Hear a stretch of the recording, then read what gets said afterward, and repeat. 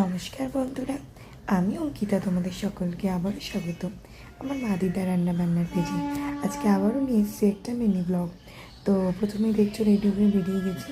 তো সেদিন ছিল উল্টো রথের পরের দিন। আমরা গিয়েছিলাম মধ্যমগ্রাম রথের মেলায়। বাড়ি থেকে বেশি দূরে নয়, সোজা রথের দিন যেহেতু নাগের বাজারে এসেছিলাম, তো এই দিন উল্টো রথে গিয়েছিলাম। তাই শুধুই রথ রয়েছে, জগন্নাথ কিন্তু মন্দিরে। তো মেলার যেসব আকর্ষণীয় জিনিসের খেলনাবাটিটা যেন আজও আমাকে টানে। আর এই মেলার যে জিলিপি ভাজা, বাদাম ভাজা আমার খুবই প্রিয়।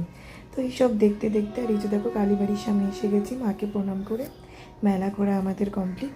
আর সেদিন যা কেনার ছিল কিছু কিনে আমরা আবারও গিয়েছিলাম ব্যাক স্ট্রিট ক্যাফেতে। তো দেখি নিশ্চয়ই বুঝতে পারছো কোথায় এসেছি। কিছুদিন আগে এখানকার ভিডিও পোস্ট করেছি। তো বার্গারটা যেহেতু খেতে টেস্ট লেগেছিলো, তাই আবারও গিয়েছিলাম বার্গার টেস্ট করার জন্য। আর অন্য একটা জিনিস খেয়েছি। তো এটাই হচ্ছে ওদের মেনু কার্ড। আমি পরে আবার একদিন গেলে পুরো মেনু কার্ডটাই তোমাদের সাথে শেয়ার করব। তো আজকে আমরা একটা বার্গার আর পাস্তা খেয়েছিলাম, হোয়াইট সস পাস্তা। তো সেদিন ছিল স্যাটারডে, আগের দিন গিয়েছিলাম ফ্রাইডে। একটু রাতও হয়েছিল, 8:30। তবে এই দিনও কিন্তু 8টা 8:30 নাগাদই গেছি, কিন্তু এই দিন ছিল একটু বেশিই ভিড়। তো ওই যে দেখো আমরা একটা মসজিদে অর্ডার করেছিলাম, আর এই হোয়াইট সস পাস্তা আর এই চিকেন প্যাটি বার্গারটাই।